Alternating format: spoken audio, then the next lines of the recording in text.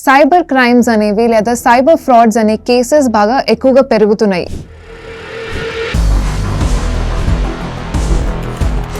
So వాటిని మనం ఎలా ఓవర్కమ్ చేయాలి?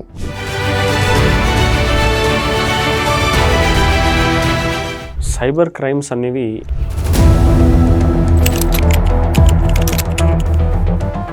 ఇయర్స్లో మనం చూస్తుంటే ఎక్కువగా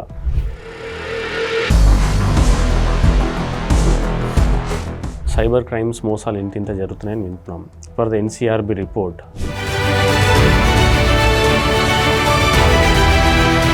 మనీ పోయాయన్న వెంటనే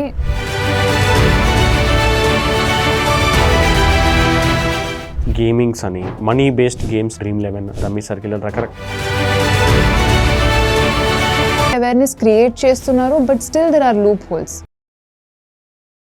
హలో వ్యూవర్స్, మీరు చూస్తున్నారు ప్రగతి మీడియా. నేను హర్ష తల్లాప్రగడ. ఈ రోజు మన discussion is about cyber restoring.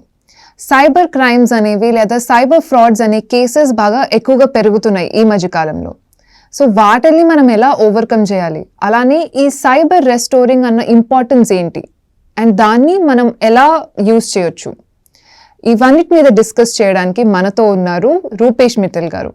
He's an advocate at Telangana High Court and also a cyber security expert. Namaste. నమస్తే మేడం.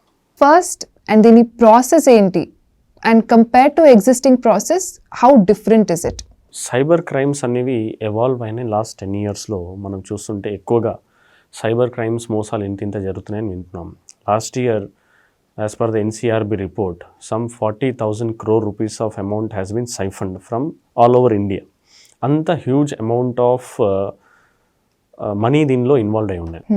దాంతో ఇప్పుడు గేమింగ్స్ అని లాస్ట్ ఇయర్లే in around October money based గేమ్స్ని బ్యాన్ చేయడం జరిగింది. మన Dream11, రమ్మీ సర్కిల్ రకరకాల యాప్స్ ఏవైతే మనము money basing some money you can earn something అట్లాంటి గేమ్స్ ఏవైతే ఉన్నాయో దాన్ని బ్యాన్ చేయడం జరిగింది. అలానే ఇంకా వేరే చాలా రకాల అప్లికేషన్స్ ఉన్నాయి, schemes, offers, investments, some frauds అలా చాలా లింక్డ్ అయి ఉన్నాయి. సో ఇప్పుడు ఇంతకుముందు ఏదైనా దొంగతనం, ఎగ్జాంపుల్ ఇఫ్ యూ టేక్ ఏదైనా దొంగతనం జరిగింది లేదా ఏదైనా క్రైమ్ జరిగిందంటే if there is some money involved in that, ఎక్కడి నుంచి మీరు పర్స్ కొట్టేసిన అనుకోండి ఎగ్జాంపుల్, ఆర్ మీరు గోల్డ్ అని దొంగతనం చేసుకున్నారు ఏదన్నా, వాట్ విల్ డూ, ఎక్కడైనా దాన్ని ఖర్చు పెడతారు మీరు. సో ఖర్చు పెట్టినప్పుడు ఇప్పుడు ఒక 100 రూపాయల నోటు పైన లేదా 500 నోటు పైన ఇది ఒక క్రైమ్లో ఇన్వాల్వ్డ్ అన్న నోట్ అని మనం చెప్పగలుగుతామా? లేదు. సో ఫిజికల్ మనీలో లేదంటే గోల్డ్ బార్ మీ దగ్గర ఉంది, నేను వేసుకుని ఇప్పుడు గోల్డ్ ఉంది, ఇది ఎక్కడైనా దొంగతనం చేసిందా, ఎక్కడ తవ్విందా, ఐ డోంట్ నో. ఇక ఫిజికల్ ప్రాపర్టీ పైన దానికి క్లెయిమ్ ఉండదు. కానీ డిజిటల్ మనీ ఎప్పుడైతే మనం అంటామో దానిపైన ఇది ఎక్కడి నుంచి వచ్చింది, what is the involvement of this, ఎందుకంటే మన ఐడెంటిటీ దాని వెనకాల దాకుంది. ఎప్పుడైతే బ్యాంక్ నుంచి ట్రాన్సాక్షన్స్ చేస్తున్నామో it is not an anonymous transaction. ఇప్పుడు మనీ అనేది ఒక అనానిమస్ ఫార్మ్ ఆఫ్ కరెన్సీ. కానీ ఎప్పుడైతే బ్యాంక్ అకౌంట్లో మనీ ఉన్నాయో, ఎందుకంటే వాలెట్లో మీ దగ్గర మనీ ఉన్నాయో, మీ యొక్క ఐడెంటిటీ ఆ యొక్క అమౌంట్తో లింక్ అయి ఉన్నది. కాబట్టి ఎప్పుడైతే మీరు ట్రాన్సాక్షన్స్ చేస్తున్నారో, ఎవరు మీకు పంపించారు, ఎప్పుడు మీకు వచ్చాయి, ఎక్కడెక్కడ నుంచి మీకు వచ్చాయి, అన్నిటికీ మనకు జనరల్ డీటెయిల్స్ ఉంటాయి. దాన్నే ఇప్పుడు సపోజ్ ఎగ్జాంపుల్ నేను మీకు ఒక యూపీఐ ట్రాన్సాక్షన్ చేశాను, అకౌంట్లో పడలేదని చూపిస్తుంది, నా అకౌంట్ నుంచి డెబిట్ అయిపోయినాయి, it is not credited to you. అప్పుడు ఏం చేయాలి? డిస్ప్యూట్ ట్రాన్సాక్షన్ అని బ్యాంకింగ్లో ఒక ఫీచర్ ఉంటుంది. ఇది ఒక ఫీచర్, కొత్తగా ఏర్పడింది కాదు, ఎప్పటి నుంచి ఉండదు కాదు, ఇది ఒక ఫీచర్, ఎప్పటి నుంచో ఉన్న బ్యాంకింగ్ సిస్టమ్స్లో ఉన్న ఒక ఫీచరే. ఆ డిస్ప్యూట్ ట్రాన్సాక్షన్స్ అని banks when ever they institute, ఎప్పుడైతే వాళ్ళు డిస్ప్యూట్ ట్రాన్సాక్షన్ చేస్తారో దే విల్ గెట్ వాళ్ళ ప్లాట్ఫామ్ నుంచి ఈ అమౌంట్ ఏదైతే నా అకౌంట్ నుంచి కట్ అయిందో ఎక్కడికి వెళ్ళింది, where it has gone and reside అని మీకు తెలుస్తుంది. బికాజ్ ఎందుకంటే డిజిటల్లో ఇట్ ఈస్ 100% ఒక దగ్గర నుంచి జరిగింది. ఇంటిగ్రిటీ ఆఫ్ సిస్టమ్ అనేది మెయింటైన్ ఉంటుంది. ఇక కంప్యూటర్స్లో ఇంటిగ్రిటీ అనే ఒక కాన్సెప్ట్ ఉంటుంది. కాన్ఫిడెన్షియాలిటీ, ఇంటిగ్రిటీ, అవైలబిలిటీ అని 3 ఫీచర్స్ ఉంటాయి ఒక ఐడియల్ సిస్టమ్. ఒక అకౌంట్ దగ్గర నుంచి డబ్బులు కట్ అయినాయి అంటే ఇంకో చోట ఎక్కడైనా క్రెడిట్ అవ్వాలి. మీకు మెసేజ్ రాలేకపోవచ్చు, లేదంటే ఎందుకంటే you are checking in your app, మీకు అక్కడ చూపించలేదు, నాకైతే SMS రాలేదు, నాకేం నోటిఫికేషన్ రాలేదని మీరు అంటున్నారు, ఇట్ ఈస్ నాట్ క్రెడిట్ అని మీరు అంటున్నారు, కానీ అదే డెబిట్ అయింది, where has the money gone. So dispute ట్రాన్సాక్షన్లో banks can check where the money has gone. ఆయన ఈ అకౌంట్లో ఈ this and this account number, this is the bank, this is IFSC code అని మీకు చెప్పగలుగుతారు. సో సేమ్ వే అదే ఫీచర్ని సైబర్ క్రైమ్ పోర్టల్ ఎప్పుడైతే ఎన్సీఆర్పి పోర్టల్ అని మనం వింటుంటామో దాంట్లో ఎంబెడ్ చేయడం జరిగింది. సో ఆల్ బ్యాంక్స్ని కలెక్ట్ చేసి వాళ్ళతో మీటింగ్స్ అరేంజ్ చేసి మీరు ఈ ఇన్వెస్టిగేషన్స్లో కోఆపరేట్ చేయాలని ఒక స్టేక్ హోల్డర్ మీటింగ్ లాగా దాన్ని ఏర్పాటు చేసి ఈ సైబర్ క్రైమ్ పోర్టల్ని స్టార్ట్ చేయడం జరిగింది 2021 అండర్ సిఎఫ్ఆర్ఎంఎస్ అనే ఒక ప్లాట్ఫామ్ కింద దీన్ని స్టార్ట్ చేయడం జరిగింది. సో ఎప్పుడైతే మీరు ఒక కంప్లైంట్ ఇస్తారో సైబర్ క్రైమ్ పోర్టల్లో మీరు ఎప్పుడైతే ఒక కంప్లైంట్ ఇస్తారో ఫస్ట్ మీ బ్యాంక్ దగ్గర రిక్వెస్ట్ చేయాలి. ఎందుకంటే దాని ఇంపార్టెంట్ అనేది డెబిట్. ఎక్కడ డెబిట్ అయినాయి వాళ్ళు ఆ కన్సర్న్డ్ బ్యాంక్ ఆఫీసర్కి నోడల్ ఆఫీసర్ అయితే ప్రతి ఒక్క బ్యాంక్లో ఒక పర్సన్ని లేదంటే టీమ్ ఆఫ్ పీపుల్ని దానికి అసైన్ చేస్తున్నారు.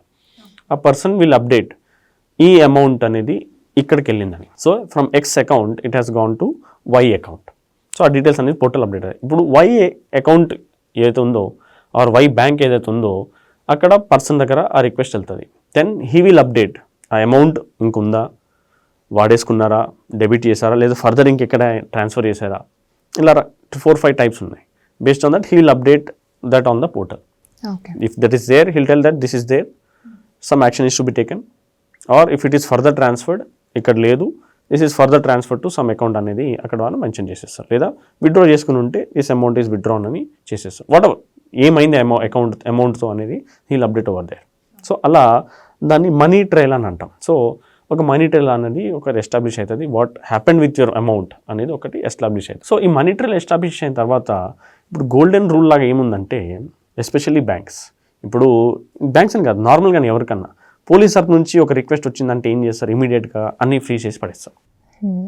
దేనికి రిక్వెస్ట్ వచ్చింది, అసలు ఒఫిషియల్ ప్రాపర్ ఛానల్ వచ్చిందా లేదా, ఏదో పోర్టల్లో వచ్చింది.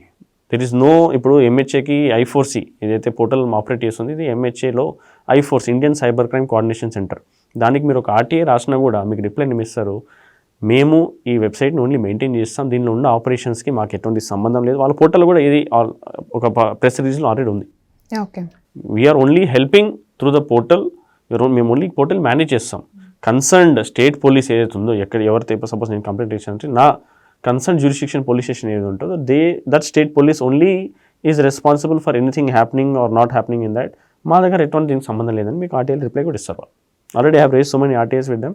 దానిలో వచ్చిన రిప్లై ఇదే. ఇప్పుడు ఎప్పుడైతే అకౌంట్స్ ఫ్రీజ్ అవుతున్నాయి, నేను ఇక్కడ ఉన్నాను, my property is here, I'm resident of Hyderabad, some amount ఎవరికో ఏదో క్రైమ్ జరిగింది ఇన్ ఢిల్లీ ఎగ్జాంపుల్, వాడు అక్కడ కంప్లైంట్ చేస్తాడు.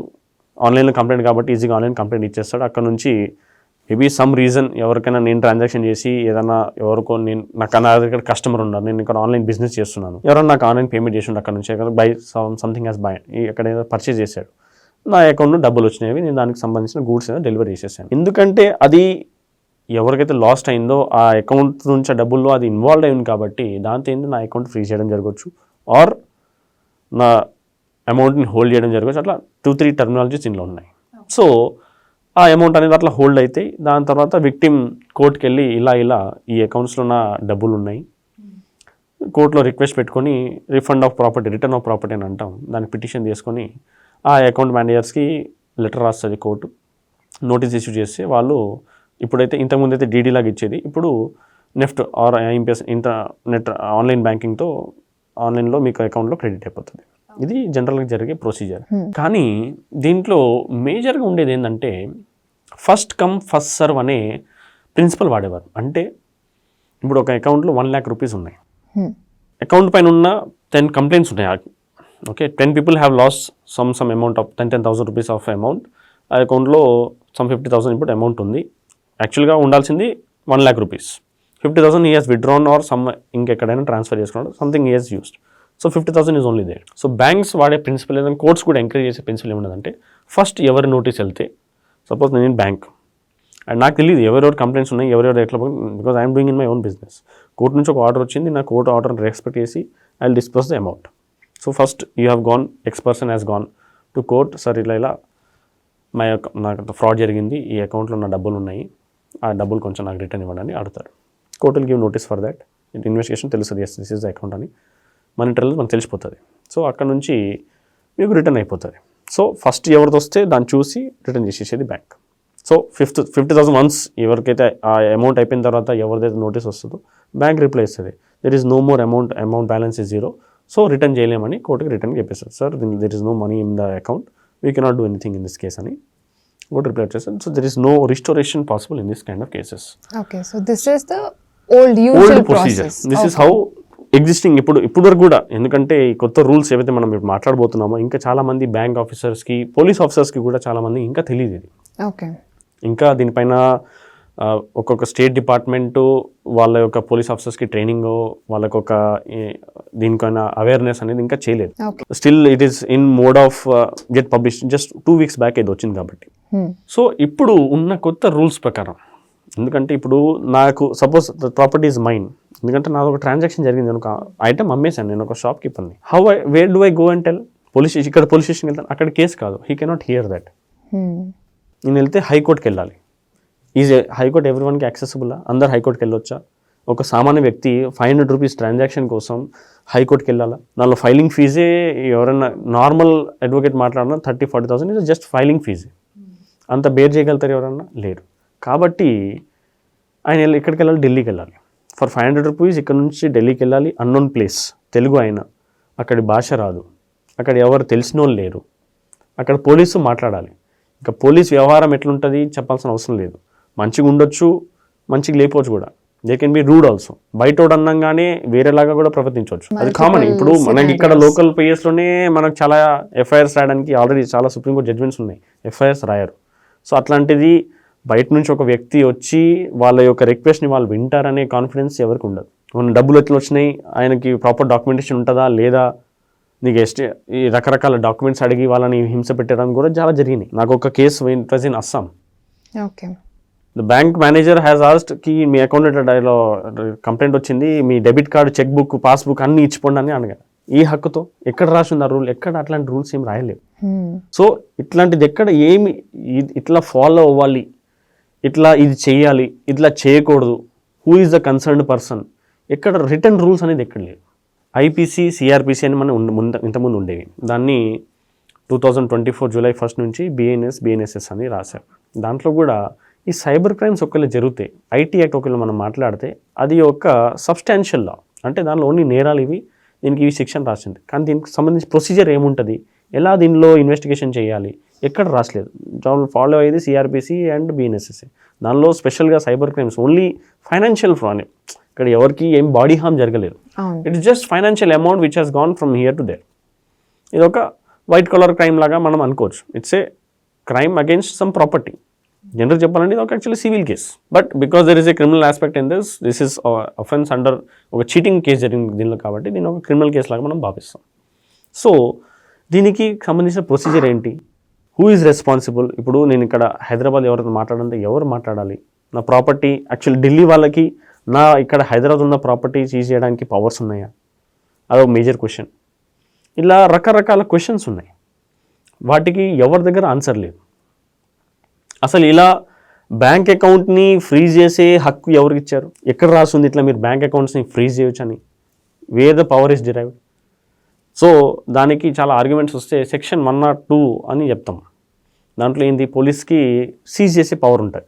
ఒకేలా ఏదన్నా వస్తువు, సపోజ్ బైక్ థెఫ్ట్ అయింది, ఎక్కడైనా కనిపించింది, అది ఈ లైన్ నెంబర్తో కంప్లైంట్ ఉందని దాని వల్ల సీజ్ చేసుకుంటాం. అది ఎక్కడ వాళ్ళ జ్యూరిస్డిక్షన్ ఉంటే చేయొచ్చు. ఇప్పుడు ప్రతి పోలీస్కి ఒక జ్యూరిస్డిక్షన్ ఉంటుంది. Out of state you are going, మీ జ్యూరిస్డిక్షన్ సరే ఒక యాజ్ పర్ లా చూసుకుంటే మీ నైబర్హుడ్లో ఉన్నా కూడా మీరు చేసుకోవచ్చు అనే ఆప్షన్ ఉంటుంది. బట్ మీరు అవుట్ ఆఫ్ స్టేట్, ఢిల్లీ ఎక్కడ, మీరు తెలంగాణకు వచ్చి ఇక్కడ ఉన్న బ్యాంక్ అకౌంట్ ప్రాపర్టీని మీరు సీజ్ చేస్తున్నారు.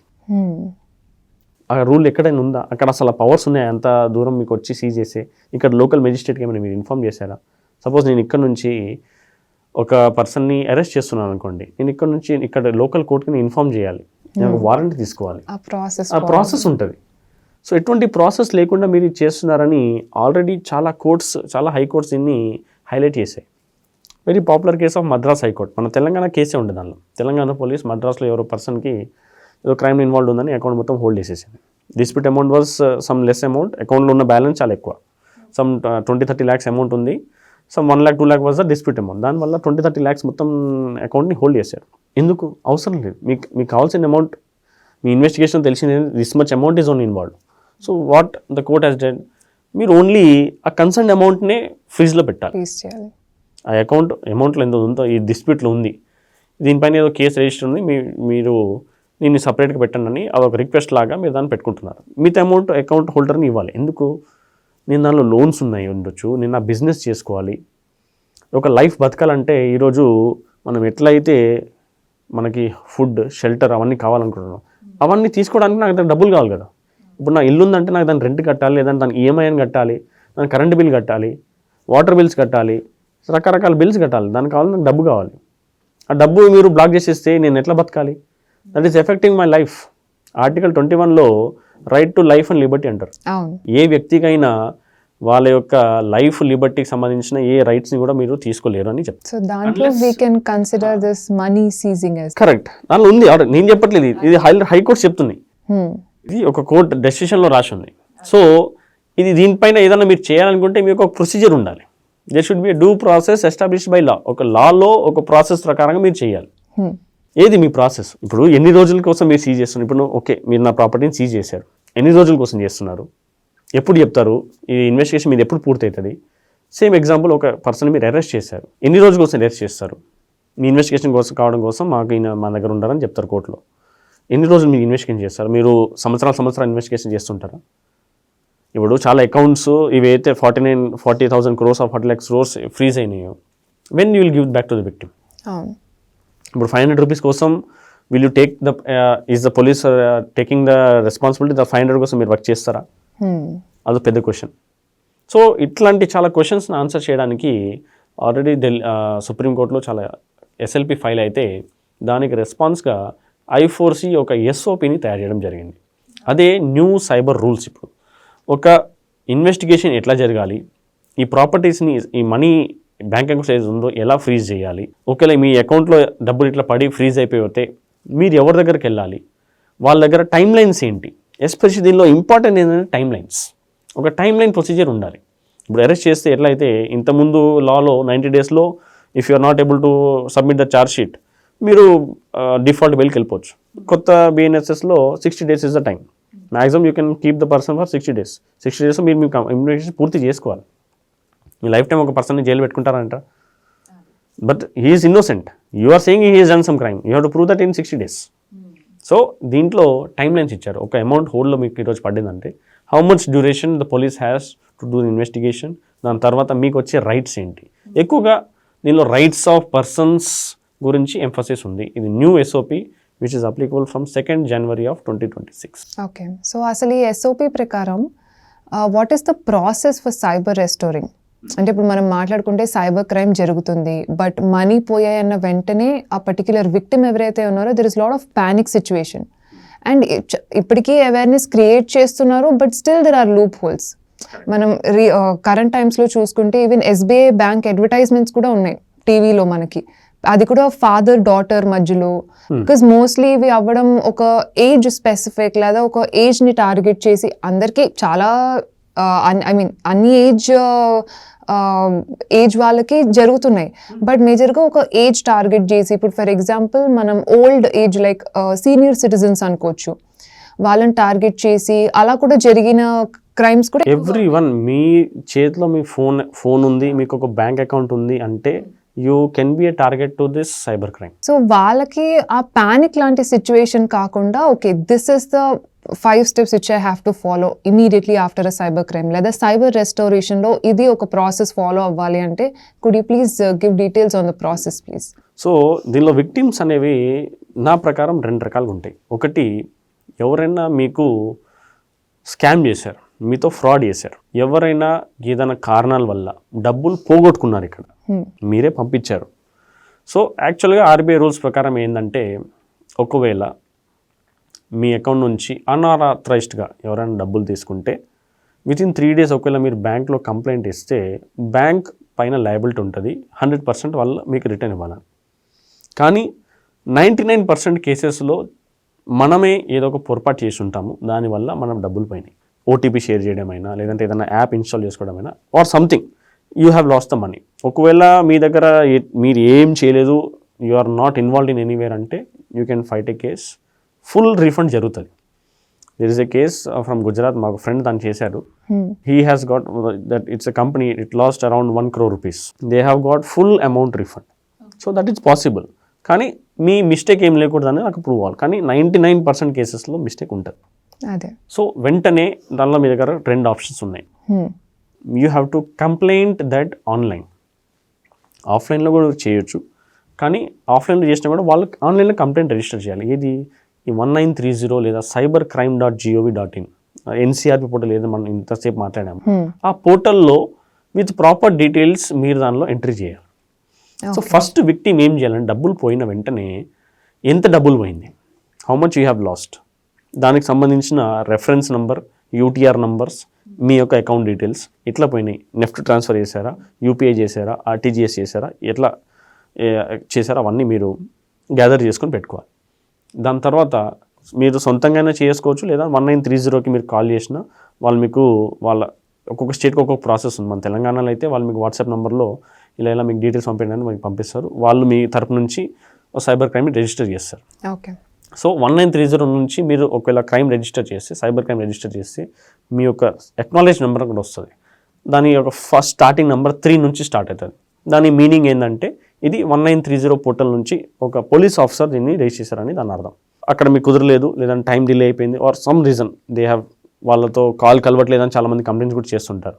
సో అట్లాంటప్పుడు మీరు cybercrime.gov.in వెబ్సైట్కి స్వయంగానే వెళ్ళి అక్కడ మీరు ఈమెయిల్ ఐడి, మీ ఫోన్ నెంబర్ ఇస్తే మీకు ఒక అకౌంట్ క్రియేట్ అయిపోతుంది. అక్కడ ఏవేవి జరిగాయో ట్రాన్సాక్షన్ డీటెయిల్స్ అన్నీ మీరే దానిలో ఎంటర్ చేసి అక్కడ సబ్మిట్ కొడితే ఒక 2 సిరీస్తో ఉన్న అక్నాలెడ్జ్ నెంబర్ మీకు జనరేట్ అయిపోతుంది. దాని తర్వాత వెంటనే మీరు మీ లోకల్ పిఎస్, ఇప్పుడు తెలంగాణ రూల్స్ కొంచెం డిఫరెంట్. తెలంగాణలో ఈ సైబర్ క్రైమ్స్ డీల్ చేయడానికి ఒక ఎస్ఓపి ఉంది.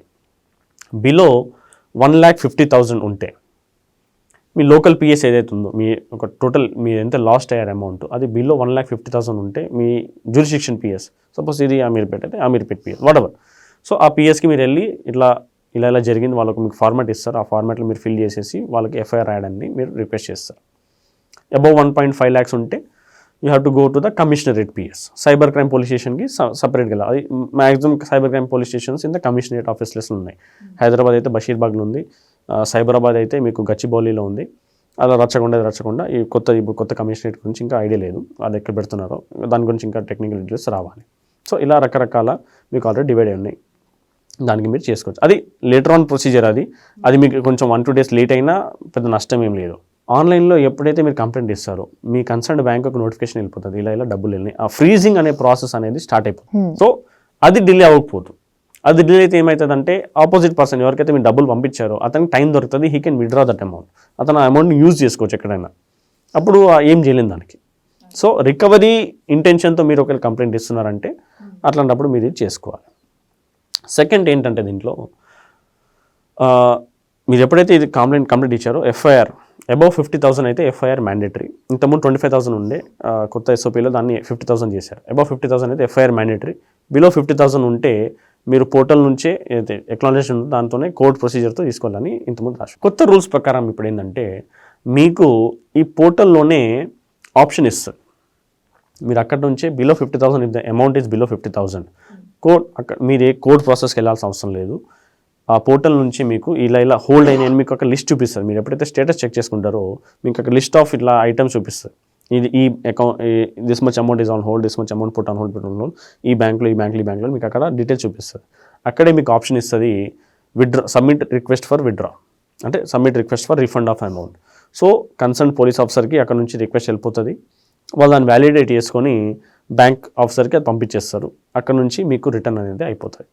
ఇది న్యూ ప్రాసెస్లో మీరు కోర్టు వెళ్ళకుండానే from the home it self you can do the withdrawal of the amount also. This is the new procedure as per the courts.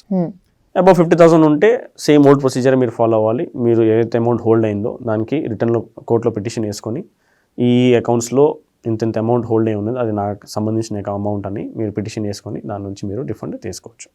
So this is the process if you have lost some money in any financial crime అంటే cyber క్రైమ్స్లో.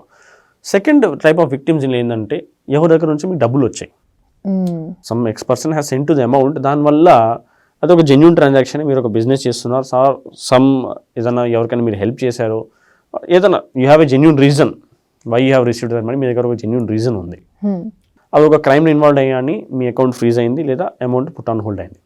ఇప్పుడు వరకు ఉన్న ప్రొసీజర్లో అయితే ఏ court అయినా maximum courts and maximum police officers have not allowed to remove the lean, దాన్ని put on hold అని అంటాం, లేదా లీన్ అని అంటాం. అంటే ఆ అమౌంట్ వరకు ఫ్రీజ్ చేసి అమౌంట్ని అకౌంట్ వాడడానికి ఇచ్చేటవాళ్ళు. డెబిట్ ఫ్రీజ్ అవ్వదు మొత్తం, మీరు నార్మల్గా ఎట్లయితే అకౌంట్ వర్క్ చేస్తుందో అట్లా వర్క్ చేస్తుంటారు. సో ఇట్లాంటి కేసులు ఉంటే ఏం చేయాలి, దానికి ఈ ఎస్ఓపిలో ఒక ప్రొసీజర్ రాస్తుంది. మీరు మీ బ్యాంక్ మేనేజర్ దగ్గరికి వెళ్ళాలి, కన్సర్న్ బ్యాంక్, మీరు ఏదైతే హోమ్ బ్రాంచ్ ఉందో ఆ హోమ్ బ్రాంచ్కి వెళ్ళి అక్కడ ఒక రిక్వెస్ట్ సబ్మిట్ చేయాలి.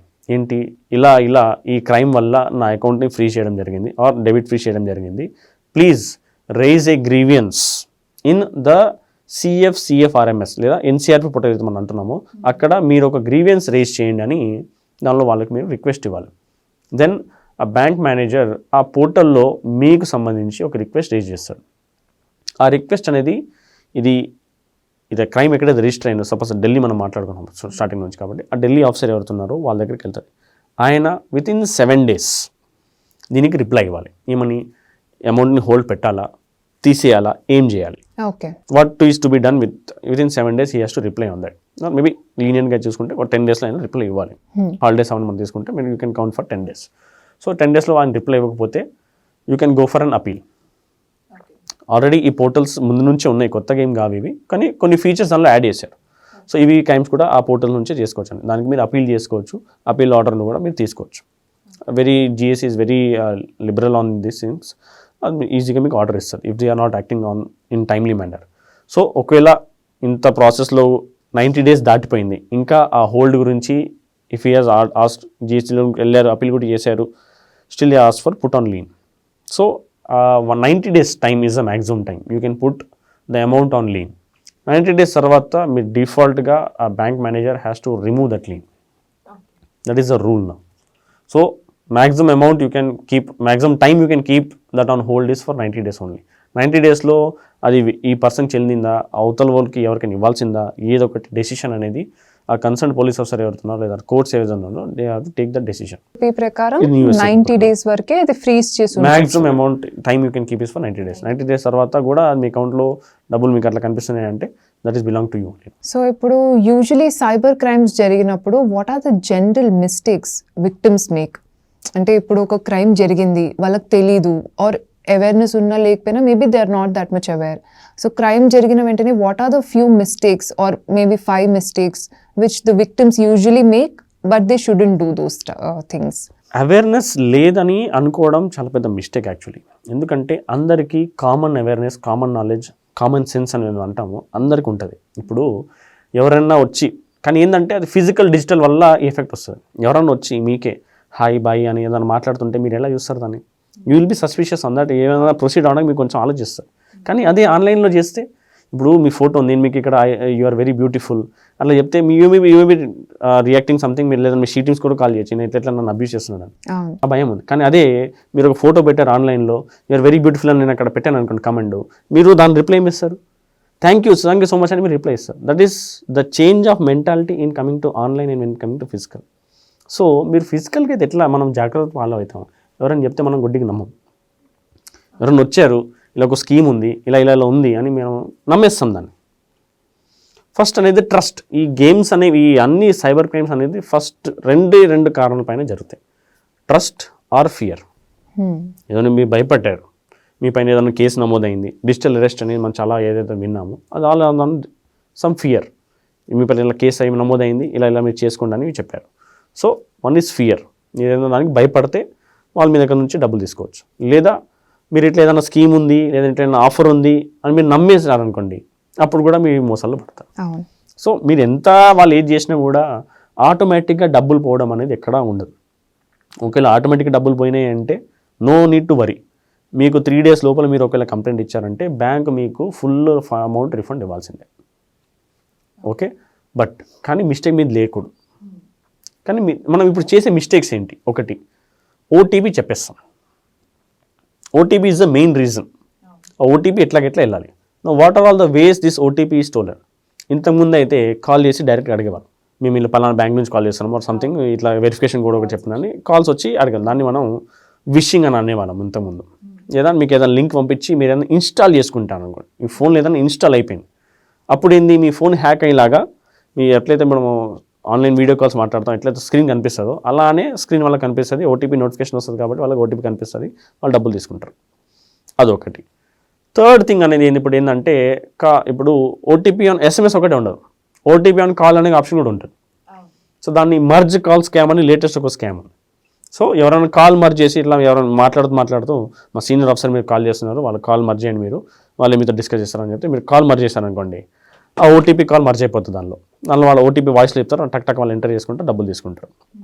సో మేజర్గా ఇప్పటివరకు ఉన్న క్రైమ్స్లో జరిగింది ఏంటంటే, ఒకటి మీకు డైరెక్ట్గా కాల్ చేశారు, లేదా మీకు ఏదన్నా screen sharing application like team viewer, quick support అట్లాంటి ఏదైనా యాప్ డౌన్లోడ్ చేసుకోమని అన్నాడు, లేదంటే ఏదైనా ఏపీకే ఫైల్ మీకు వాట్సాప్లో పంపించి మీ SMS ఫార్వర్డింగ్ అనే యాప్స్ కొన్ని ఉంటాయి, మీకు ఏవైతే SMS వస్తాయో ఆటోమేటిక్ వాళ్ళకి ఫార్వర్డ్ అయిపోతాయి. వాటితో ఇంకా మర్జ్ కాల్. ఈ 4-5 మెథడ్స్ తప్ప కొత్తగా ఇన్నోవేటివ్గా ఆటోమేటిక్గా ఏదైనా పోయినాయంటే అది మీ రెస్పాన్సిబిలిటీ కాదు. ఇప్పుడు ప్రతి దానికి జరిగే అన్ని దానికి మన రెస్పాన్సిబుల్ కాదు. బ్యాంక్స్ అలాంటి జాగ్రత్తలు చూసుకోవాలి. బికాజ్ యూఆర్ ఇన్వెస్టింగ్ మనీ మీద మన సంవత్సరం మీరు దాని ఫీజు కూడా కడుతున్నారు. ఏదైనా కొత్తగా ఏదైనా ఫీచర్ అట్లాంటి ఉంటే సెక్యూరిటీ ఉంటే వాళ్ళు పెట్టుకోవాలి. అది that is not our responsibility. So keeping money safe. నా దగ్గర నుంచి ఏం తప్పు ఉండకూడదు. సిస్టంలో తప్పు ఉంటే నేనేం చేయలేను దానికి. So what is my responsibility? నాకు మీరు SMS పంపిస్తాను టు వెరిఫై. ఆ SMSని నేను జాగ్రత్త పెట్టుకోవాలి. కాబట్టి దానికి సంబంధించి మనం సేఫ్ పెట్టుకోవాలి. ఇప్పుడు ఇంట్లో డబ్బులు పెట్టుకున్నారు మీరు, kept some money in gold, ఎవరు రెస్పాన్సిబిలిటీ? అది బ్యాంక్ వాళ్ళ రెస్పాన్సిబిలిటీ, లేదా ఎవరైతే మీకు గోల్డ్ ఇచ్చారో వాళ్ళ రెస్పాన్సిబిలిటీ, పోలీస్ వాళ్ళ రెస్పాన్సిబిలిటీ కాదు. ఇప్పుడు దొంగతనం చేయడం క్రైమ్ అనేది ఎక్కడ లేదు, చేస్తే క్రైమ్ అని రాస్తుంది. Doing murder is a crime అని ఎక్కడ లేదు. Murder if you done murder it is a crime, then they will prosecute that. ఇలా చేయకూడదని ఎక్కడ రాసలేదు. ఇది చేస్తే మీకు శిక్ష ఉంటుందని రాసింది తప్ప ఇట్లాంటి ఎక్కడ లేదు. సో ఇప్పుడు ఎలా అయితే మన ఇంట్లో ఉన్న వస్తువులకి మనం జాగ్రత్తగా ఎక్కడైనా బయటికి వెళ్తే లాక్ వేయడము, రకరకాలు చేసి వెళ్తాము, అలాంటి సేమ్ మనం ఆన్లైన్ డబ్బులు ఉన్నా కూడా సేమ్ అట్లాంటి కొంచెం జాగ్రత్తలు, ఇంకా కొంచెం టైం, ఎలాంటి మోసాలు జరుగుతున్నాయి, ఎలాంటివి బయట ట్రెండ్ ఎట్లా నడుస్తుంది, కొంచెం ఒక వీక్లీ వన్స్ ఒకసారి న్యూస్ పేపర్ అయినా లేదంటే ఏదైనా మీడియా ఛానల్ అయినా ఓపెన్ చేసి ఏ రకమైన మోసాలు జరుగుతున్నాయి కొంచెం అవేర్నెస్ మనం తీసుకుంటే మనకు తెలుస్తుంటుంది. అండ్ ఈ సైబర్ క్రైమ్స్ దీంట్లో చూసుకుంటే బ్యాంక్స్ ఎలాంటి ప్రికాషన్స్ ఆర్ ఎలాంటి మెజర్స్ తీసుకోవాలి వీటిని లైక్ ఇలా సైబర్ క్రైమ్స్ని కొంచెమైనా కంట్రోల్ చేయడానికి? బికాజ్ ఇప్పుడు మనం చూసుకుంటే విక్టిమ్స్ ఆర్ జనరల్ కస్టమర్స్ ఎవరైతే ఉన్నారో మీరు అన్నట్టు ఆ ట్రస్ట్ బేసిస్ మీద అవుతున్నా లేకపోతే అవేర్నెస్ లేక వాళ్ళు అప్డేట్ ఉండకపోవడం వల్ల కొన్ని ఇన్సిడెంట్స్ జరిగినవి ఉన్నాయి. కొన్ని మంది ఆ ఫియర్ ఆర్ ఆ వరీనెస్ సిచ్యువేషన్లో కంగారు పడి చేసిన సిచ్యువేషన్స్ కూడా ఉన్నాయి. అలా కాకుండా బ్యాంక్ లెవెల్లోనే బ్యాంక్ సైడ్ నుంచి what can they do the best to control these? అంటే bank people are really worried. వాళ్ళు ఒకవేళ నిజంగానే డబ్బులు జనాల కోసం మంచి చేయాలనుకుంటే 70-80% ఆఫ్ సైబర్ క్రైమ్స్ జరగవు. ఎందుకంటే డిజిటల్ అరెస్ట్లో మనం మాట్లాడుకుంటే amounts which were transferred or about 2 lakhs. About 2 lakhs చేయాలంటే RTGS చేయాలి. చాలామంది దగ్గర ఆన్లైన్ అంత ఫీచర్స్ ఉండవు RTGS చేసే. నా దగ్గర వచ్చిన అన్ని డిజిటల్ అరెస్ట్ క్రైమ్ కేసెస్లో వాళ్ళు RTGS ఫిజికల్గా బ్యాంక్కి వెళ్ళి ఏదైనా మనం రాస్తాము, ఫామ్ రాసి RTGS చేస్తాము, అలా పంపించిన అమౌంట్. అలా ఎవరైనా వస్తే ఇప్పుడు నేను RTGS రోజు చేసే మెషిన్ కాదు, అది ఒక కార్పొరేట్ అకౌంట్ కాదు, 4-5 ఎలిమెంట్స్ ఉన్నాయి దానిలో, మీకు తెలిసిపోతుంది. తను రెగ్యులర్గా అయితే RTGS చేయట్లేదు, సడన్గా ఈరోజు ఎందుకు వచ్చాడు. అక్కడ ఒక క్వశ్చన్ ఎవరైతే సబ్మిట్ చేయడానికి వచ్చారు, సార్ మీకు ఎవరన్నా ఇలా బెదిరించారా, మీ పైన కేసులు నమోదున్నాయని చెప్పారా, ఇలా వెరిఫికేషన్ అని 2-3 క్వశ్చన్లు ఆయన అడిగి ఆయనకు ఒక అవేర్నెస్ అక్కడ చేస్తే ఆ ట్రాన్సాక్షన్ అక్కడ ఆగిపోతుంది. సో అలా బ్యాంక్ వాళ్ళు కావాలనుకుంటే వెంటనే చేయొచ్చు, ఒకవేళ చేయాలి. బట్ వాళ్ళ వర్క్స్లో బిజీ ఉన్నారు, ఎవరైనా వస్తున్నారా కొడుతున్నారా. If you see the banks they are overloaded. ఈరోజు స్ట్రైక్ కూడా ఉంది, వాళ్ళకి 5 days కావాలని వాళ్ళు అడుగుతున్నారు ఇప్పుడు. So they are already busy with their over work. కాబట్టి వాళ్ళు మేము ఆల్రెడీ ఒక స్టడీ చేసాం దీనిపైన విత్ పోలీస్ డిపార్ట్మెంట్. మేము ఆల్రెడీ బ్యాంక్స్కి వెళ్ళి కూడా వాళ్ళు మాట్లాడారు, మీ దగ్గర ఒకవేళ చేస్తే 70-80% ఆఫ్ క్రైమ్స్ తగ్గిపోవచ్చు. ఎందుకంటే ఎవరైనా వెళ్తే బ్యాంక్కి వెళ్ళి చేస్తాడు. సో అట్లాంటప్పుడు ఆగిపోతుంది. ఇంకా విక్టిమ్స్ కూడా చాలామంది ఏంటంటే lack of knowledge, out of fear. ఎందుకంటే మీరు ఎప్పుడైనా గచ్చిబౌలి PS అయినా లేదంటే హైదరాబాద్ సైబర్ క్రైమ్ రిసెప్షన్ దగ్గర ఒకవేళ మీరు 2-3 hours ఉన్నారనుకుంటే ఎంత భయపెట్టేస్తారంటే వీళ్ళు, మీరు ఒక పోలీస్ స్టేషన్ నుంచున్నా కూడా మిమ్మల్ని అరెస్ట్ చేస్తామని, మమ్మల్ని అరెస్ట్ చేసి వస్తున్నారు, ఇట్లా చేస్తున్నారని భయపడుతున్నారు. పోలీస్ ఆఫీసర్ హ్యాస్ టెల్ ఇట్లాంటిది ఏం లేదు, ఒక మోసం. హీ స్టిల్ నాట్ బిలింగ్, లేదు సార్ వాళ్ళు అట్లా అంటున్నారు, వాళ్ళు అట్లా అంటారు, మరి అట్లా అంటున్నారు. He is arguing with the police officer. అయితే ఆయనకి కూర్చోపెట్టి ఆయనకి అంత డీటెయిల్స్ చెప్పి నీకు కావాలంటే బాబు ఇక్కడ మా ఫోటోలు తీసుకో, sending the photo of the board of the cyber crime police station board photo పంపి ఆయన కూడా he is not able to control his fear. Sir ఇది జరిగిపోతుంది అన్న లోపల ఆ టెండెన్సీ అట్లా ఉంది చాలామందికి.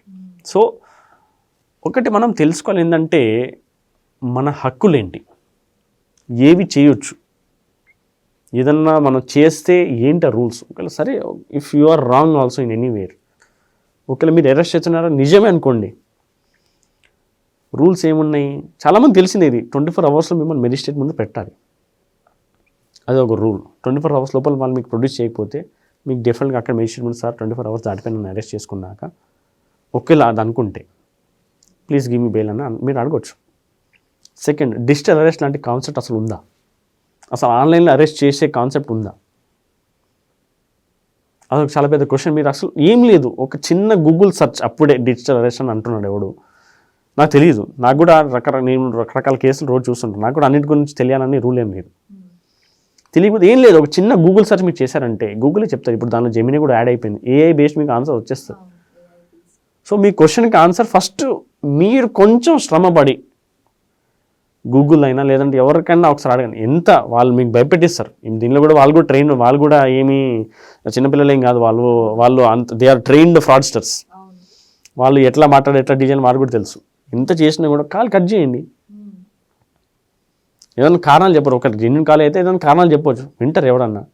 తెలిసిన వ్యక్తికి కాల్ ఎట్లా ఎట్లా జరుగుతుంది నిజమేనా, లేదంటే చేస్తున్నప్పుడే సెర్చ్ చేయండి, ఒకటి మినిమైజ్ చేసి సెర్చ్ చేయండి గూగుల్లో, అసలు ఇట్లాంటిది ఉంటుందా ఉండదని తెలిసిపోతుంది మీకు అక్కడ, అది స్కామా డిజిటల్ అని. దాంతోనే కొంచెం మీరు శ్రమ పడితే, ఏదైనా ఎవరైనా మీకు ఆఫర్ చెప్తున్నారు, లేదంటే ఇట్లా స్కీమ్ వచ్చింది, రేవంత్ రెడ్డి గారు ఇట్లా ఇస్తున్నారు, ఏదైనా ప్రధానమంత్రి మోదీ గారు ఇట్లా ఇస్తున్నారు అని ఏదైనా స్కీమ్ వస్తే అసలు ఏదో ఉందా లేదా ఒకసారి గూగుల్ సెర్చ్ చేయండి, ఒకటి తెలిసిపోతుంది మీకు అది ఫేకా జెన్యూన్ అని. చాలా న్యూస్ ఛానల్స్ ఉన్నాయి, it's a effort of news channels. ఇంకా గూగుల్ది కూడా ఒక ఇనిషియేటివ్, గూగుల్ న్యూస్ ఇనిషియేటివ్ అని, in which they are giving training to journalist. ఒకవేళ ఒక న్యూస్ ఏదైనా ఉంటే అది ఫేక్ అండ్ జెన్యూన్ ఎట్లా కనుక్కోవాలని బిగ్ ఫ్యాక్ట్ చెక్ అనే పోర్టల్స్ ఉంటాయి. So they are doing lot of work. మీరు ఏదైనా ఉంటే మీరు అక్కడ సబ్మిట్ కూడా చేయొచ్చు, కానీ మనం అవన్నీ వాడుకోవడం మనకు తెలియదు. సో జస్ట్ గూగుల్ సెర్చ్ చేస్తే అది ఆటోమేటిక్గా ఏదున్నా కూడా ఎక్కడి నుంచి అయినా కంపెనీ ఉంది, ఆ జెన్యూన్ కంపెనీ ఎవడో ఇన్వెస్ట్మెంట్ చేయమంటున్నాడు, ఆ జెన్యూన్ కంపెనీ కాదు, ఒక జస్ట్ స్మాల్ గూగుల్ సెర్చ్ చేస్తే స్పేస్ ఇది ఫేకా జెన్యూన్ చేసి ఎవరో ఒక రివ్యూస్ రాస్తారు. ఎక్కడైనా ఎక్కడో చోట ఎక్కడున్నా కూడా గూగుల్ అన్నింటిని వెతికి మీ ముందు అది పెట్టేస్తుంది, మీకు ఒక రివ్యూ ఇచ్చేస్తుంది యాజ్ పర్ దిస్, ఇది ఒక జెన్యూనా కాదా. మీరు అది చేసుకుంటే మీకు అది తెలిసిపోతుంది. అంత సింపుల్ ఆ ప్రాసెస్, కానీ ఆ శ్రమ తీసుకోవాలని ఎవరు అనుకోరు, కాబట్టే ఈ అన్ని మోసాలకి వాళ్ళు గురవుతున్నారు. Very rightly said, sir. Thank you so much for sharing all these valuable information. So viewers చూసారు కదా, ఇన్ఫర్మేషన్ అవేర్నెస్ ఆల్రెడీ ఉంది, బట్ మీరు కొంచెం ఎఫర్ట్ పెట్టి దాని గురించి తెలుసుకుని సైబర్ క్రైమ్ని కంట్రోల్ చేయొచ్చు. సో బీ అవేర్, తెలుసుకోండి ఆ సైబర్ క్రైమ్ ఉన్న రూల్స్ అండ్ రెగ్యులేషన్స్ గురించి నాలెడ్జ్ పెంచుకోండి. న్యూ SOP అవేర్నెస్ ఎలాగో ఈ వీడియోలో చూసి తెలుసుకున్నారు. So stay up to date and stay safe. Keep following Pragati Media. Thank you.